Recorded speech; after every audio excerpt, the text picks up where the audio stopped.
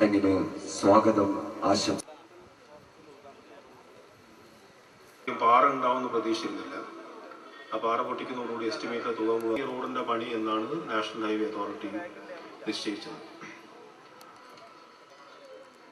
15,93,00,000 രൂപ ചെലവിൽ കൽപ്പറ്റയിൽ നിന്ന് കമ്പളക്കാട് നിവേദനം നൽകി മുഖ്യമന്ത്രിക്ക് അത് കൊടുത്തു. അതിൽ പറഞ്ഞ മുൻകൈയെടുത്ത് ചെയ്തു തന്നു. ബഹുമാനപ്പെട്ട ധനകാര്യ വകുപ്പ് മന്ത്രിയുടെയും കൂടി സഹായത്തോടു കൂടി പ്രദേശം എന്ന വയനാട് മാറി മുന്നോക്കാവസ്ഥയിൽ നമ്മൾ വരാൻ വേണ്ടി പോവുകയാണ്. ധാരാളം പണം നമുക്ക് അതിനു വേണ്ടി ലഭിക്കും. വളരെ വൈകിയേ നടക്കൂ. അതുകൊണ്ട് ദീർഘമായ പ്രസംഗത്തിനൊന്നും മുതിരുന്നില്ല.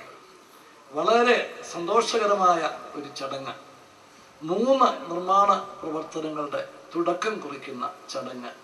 അതിൽ പങ്കെടുക്കാൻ സാധിച്ച് വളരെയധികം സന്തോഷമുണ്ട്. വയനാട് ജില്ല പിന്നോക്ക ജില്ലയാണ് എന്ന ധാരണ തിരുത്തി കുറിക്കുന്ന നടപടികളായിരിക്കും ഗവൺമെൻറ് സ്വീകരിക്കുന്നതെന്ന് പറയാൻ നിങ്ങളോട് ഈ അവസരം വിനിയോഗിക്കുകയാണ്.